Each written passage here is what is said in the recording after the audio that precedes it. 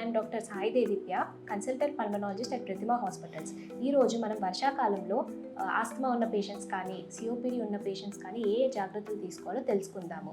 So ముఖ్యంగా ఈ వర్షాకాలంలో ఏంటి, తేమ అనేది ఎక్కువగా ఉంటుందన్నమాట. సో ఈ తేమ వల్ల ఏమవుతుంది, బ్రీతింగ్ ట్యూబ్స్ ఏవైతే ఉన్నాయో సో వాటి చుట్టూ వాపు రావడం వల్ల ఇరుకుగా అయిపోతాయి. సో దీనివల్ల ఏంటి, ఆస్మా అటాక్స్ కానీ, సిఓపిడి అటాక్స్ కానీ చాలా ఎక్కువగా ఉంటాయి. సో మనం ఈ తేమ తగ్గించడానికి ఏంటంటే డీహ్యూమిడిఫైయర్స్ అని ఉంటాయన్నమాట. సో వాటిని ఒక 30 to 50% తేమ ఉండేలాగా మనము సెట్ చేసుకోవచ్చు అనమాట.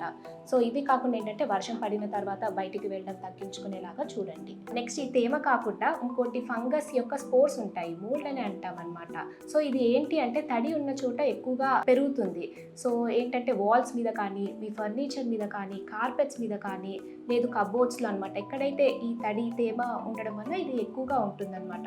సో వీటి వల్ల కూడా ఏమవుతుంది అంటే ఆస్మా యొక్క అటాక్స్, లేదు అంటే ఈ COPD, chronic obstructive pulmonary disease అంటాం అనమాట. సో వీటి అటాక్స్ అనేది పెరుగుతూ ఉంటాయి. సో ఎవరైతే ఈ కార్పెట్స్ వాడుతున్నారో యూజువల్లీ అవి అవాయిడ్ చేస్తే బెటర్ అనమాట. సో ఇంట్లో తడి లేకుండా చూసుకోవాలన్నమాట, వెంటిలేషన్ బాగా ఉండేలాగా చూసుకోవాలి. అండ్ మూడోది వచ్చేసి అలర్జెన్స్ అనమాట.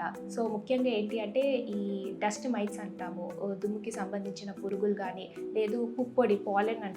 సో వీటి వల్ల ఏమవుతుంది అంటే ఈ ఆస్మా అనేది అటాక్స్ ఎక్కువ అవుతాయి. సో ఈ కాలంలో ముఖ్యంగా ఎక్కువగా ఉంటాయి ఇవి. సో ఇది ఎలా ప్రివెంట్ చేసుకోవచ్చు, ముఖ్యంగా ఇప్పుడు హెపా ఫిల్టర్స్ కలిగిన ఎయిర్ ఫిల్టర్స్ ఉంటాయి. సో అవి యూజ్ చేసుకోవచ్చు. సో ఇవి రెడ్యూస్ చేస్తాయి.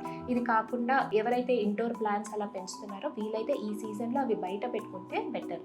అండ్ ముఖ్యంగా ఏంటి అంటే ఈ వైరల్ ఇన్ఫెక్షన్స్, బ్యాక్టీరియల్ ఇన్ఫెక్షన్స్ కూడా ఈ సీజన్లో ఎక్కువగా ఉంటుందన్నమాట. సో దీనివల్ల కూడా ఆస్మా అటాక్స్ కానీ, మిగతా అటాక్స్ ఈ సిఓపిడికి సంబంధించినవి కూడా ఇంక్రీజ్ అవుతూ ఉంటాయి.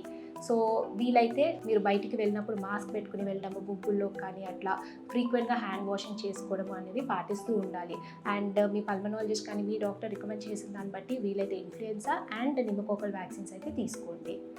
అండ్ ఇవి కాకుండా మంచి హైడ్రేషన్ అంటే నీరు బాగా తీసుకోండి. అండ్ అది కాకుండా పోషకాహారాలు ఉన్న ఆహారాలు అవి తీసుకోండి.